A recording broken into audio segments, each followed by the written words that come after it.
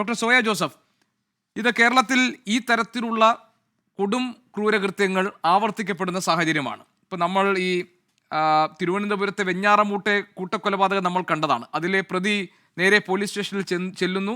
ഞാൻ ഈ 5 പേരെ കൊലപ്പെടുത്തി എന്ന് പോലീസിനോട് പറയുന്നു. പോലീസ് ആദ്യം അത് വിശ്വസിക്കാൻ കൂട്ടാക്കുന്നില്ല. രണ്ടാമത് വീണ്ടും പറഞ്ഞപ്പോൾ പോലീസ് പോയി അന്വേഷിക്കുന്നു. അങ്ങനെ നടക്കുന്ന കൊലപാതകത്തിന് വിവരങ്ങൾ പുറത്തു വരുന്നു. ഇപ്പോൾ ഈ കേസിലും, അതായത് ഭവിൻ, അനീഷ, ഇവർ വിവാഹിതരല്ല, ദമ്പതികളല്ല. ഇവരുടെ 2 നവജാത ശിശുക്കൾ, അവരെ കുഴിച്ചുമൂടി ആ കുഞ്ഞുങ്ങളുടെ അസ്ഥിയുമായിട്ടാണ് ഈ ചെറുപ്പക്കാരൻ പോലീസ് സ്റ്റേഷനിലെത്തി കാര്യങ്ങൾ പറയുന്നത്. കേരളത്തിൽ ഇത് എന്തൊക്കെയാണ് സംഭവിക്കുന്നത്? അല്ല, യഥാർത്ഥത്തിൽ നമുക്ക് മനസ്സിലാക്കാനോ ഉൾക്കൊള്ളാനോ കഴിയാത്ത ചില കാര്യങ്ങളാണ് നടന്നു പോകുന്നത് എന്നുള്ള കാര്യത്തിൽ സംശയമില്ല. 2 ആളുകൾ, അവർ വിവാഹിതരോ അവിവാഹിതരോ, അതൊക്കെ നമുക്ക് പിന്നീട് ചർച്ച ചെയ്യാൻ കഴിയുന്ന കാര്യമാണ്.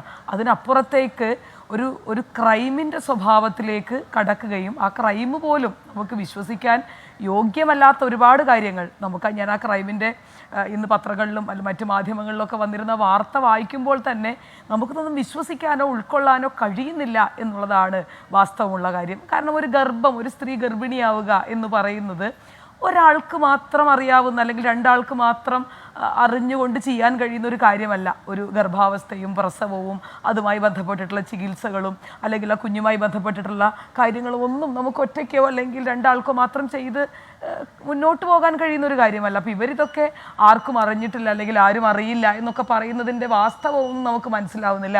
കാരണം അവർക്ക് ചുറ്റുമുള്ള ആളുകളോട് ചോദിക്കേണ്ടതും, അല്ലെങ്കിൽ ഇതൊരു അന്വേഷണത്തെ സംബന്ധിച്ച് ഏറ്റവും പ്രാഥമികമായ ഘട്ടത്തിലാണ് നിൽക്കുന്നത് എന്ന് നമുക്കറിയാം. അപ്പോൾ അത് കുറേ കൂടെ അത്തരത്തിലുള്ള കാര്യങ്ങൾ, മൊഴിയെടുക്കലുകൾ ഉൾപ്പെടെയുള്ള കാര്യങ്ങൾ അതിലേക്ക് നടക്കുമ്പോൾ നമുക്ക് കുറേ കൂടെ കാര്യങ്ങൾ വ്യക്തമാവുമായിരിക്കും. ഇതൊന്നും നമുക്ക് ഒളിച്ചു വെക്കാൻ കഴിയുന്ന ഒരു കാര്യമോ മറച്ചു പിടിക്കാൻ കഴിയുന്ന ഒരു കാര്യവുമല്ല.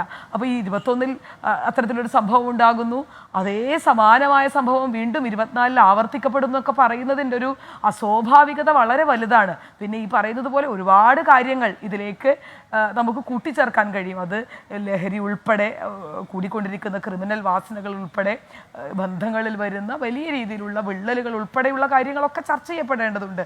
അത്തരം സാമൂഹ്യമായിട്ടുള്ള വിഷയങ്ങളിലേക്ക് അത്തരം വ്യവസ്ഥാപിതമായിട്ടുള്ള സംവിധാനങ്ങളിൽ ഉണ്ടാകുന്ന പ്രശ്നങ്ങളും തകർച്ചകളും ഒക്കെ ഇത്തരത്തിലുള്ള ക്രൈമുകളിലേക്കും വലിയ ഗുരുതരമായിട്ടുള്ള വിഷയങ്ങളിലേക്കും കടക്കുകയാണ്. ഇപ്പോൾ ഭവിൻ എന്ന് പറയുന്ന ചെറുപ്പക്കാരാണ്, 21ഉം 25ഉം വയസ്സുള്ള ചെറുപ്പക്കാർ. അവർ ജീവിതത്തെ എങ്ങനെയാണ് നോക്കിക്കാണുന്നത്, അല്ലെങ്കിൽ ജീവിതത്തെ എങ്ങനെയാണ് അവർ മുന്നോട്ട് കൊണ്ടുപോകാൻ ആഗ്രഹിക്കുന്നത് എന്നൊക്കെ ഉള്ളത് വലിയ നിരാശാജനകമായിട്ടുള്ളൊരു കാഴ്ചപ്പാട് കൂടിയല്ലേ നമുക്ക് കിട്ടുന്നത്. 21 വയസ്സിൽ ഒരാൾ ജീവിതത്തെ സ്വപ്നം കാണേണ്ട ആളുകൾ ഇത്തരത്തിൽ 2 കുഞ്ഞുങ്ങളെ കൊന്നുകളഞ്ഞു എന്ന് പറഞ്ഞു വരുന്ന അവരുടെ അസ്ഥി ഞങ്ങൾ സൂക്ഷിച്ചു വെച്ചിട്ടുണ്ട്. അതിൻ്റെ കാരണം പോലും വിചിത്രമാണ്.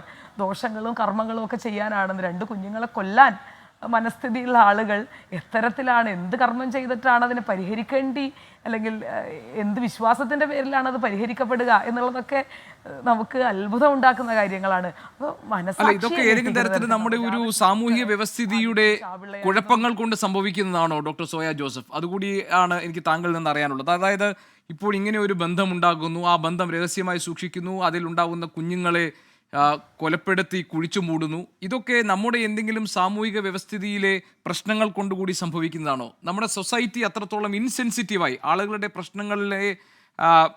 പ്രശ്നങ്ങളെ ഏറ്റെടുക്കാത്ത, അവരെ മനസ്സിലാക്കാത്ത, ആളുകൾക്ക് അവരവരുടേതായ കാര്യങ്ങളിലേക്ക് വിട്ടുകൊടുക്കുന്ന തരത്തിൽ നിർദ്ദയമായ ഒരു സമൂഹത്തിൻ്റെ പ്രവണതകളുടെ കുഴപ്പം കൂടിയാണോ ഇത്?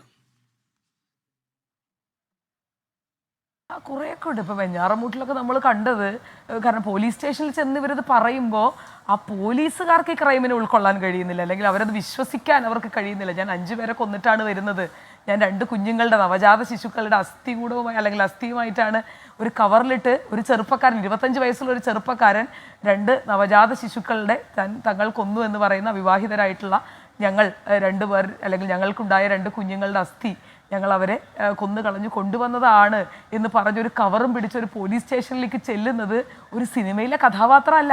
അത് ഇപ്പോൾ തൃശ്ശൂർ എന്ന് പറയുന്ന പുതുക്കാട്, ഒരു സാധാരണ സ്ഥലത്ത് ഏറ്റവും ഗ്രാമീണമായിട്ടുള്ളൊരു അന്തരീക്ഷത്തിലേക്ക് സാധാരണമായി ജീവിക്കുന്നൊരു ചെറുപ്പക്കാരൻ കൊണ്ടു ചെല്ലുന്നു എന്ന് പറയുന്നതിൽ തന്നെ എന്ത് വലിയ അസ്വാഭാവികതയാണ്. ഇത് സമൂഹത്തെ കുറ്റപ്പെടുത്തണോ, അല്ലെങ്കിൽ ഞാനും നിങ്ങളും ഉൾപ്പെടുന്ന ഈ സമൂഹത്തിൻ്റെ ഒരു സെൻസിറ്റിവിറ്റിയെ നമ്മൾ കണക്കാക്കണോ, അല്ലെങ്കിൽ ആളുകളെ അവരുടെ പ്രശ്നങ്ങളിലേക്ക് മാത്രം നിരന്തരം കുറ്റപ്പെടുത്താനും വലിച്ചെറിയാനും മാത്രം തയ്യാറാകുന്ന, ഒരു തരത്തിലും മനുഷ്യരെ ചേർത്ത് പിടിക്കാൻ കഴിയാത്ത, ഇമോഷണലായി മനുഷ്യരോട് കരുണയോ ദയയോ അനുകമ്പമോ ഒന്നും കാണിക്കാൻ കഴിയാത്ത ഒരു സൊസൈറ്റിയിൽ നിന്നുണ്ടാവുന്ന ബൈ പ്രൊഡക്റ്റുകളാണോ ഇത്തരം മനുഷ്യർ എന്നൊക്കെ നമ്മൾ സംശയിച്ചു പോകുന്നു.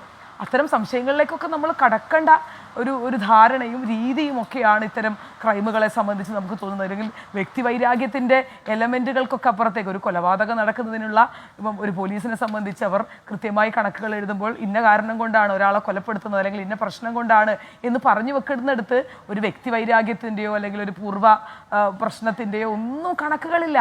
അപ്പോൾ ജീവിതത്തിനെ മനുഷ്യർ കാണുന്നത് എത്രത്തോളം അപകടകരമായാണ്, അല്ലെങ്കിൽ 21 വയസ്സും 25 വയസ്സും ഉള്ള ചെറുപ്പക്കാർ ജീവിതത്തെ മനസ്സിലാക്കുന്നതിന്റെ വലിയ വലിയ crime element doctor Zoya Joseph, താങ്കൾക്കറിയാം ഇതിനകത്തൊരു വലിയ ക്രൈം എലമെന്റ് ഒളിഞ്ഞു കിടക്കുന്നുണ്ട്.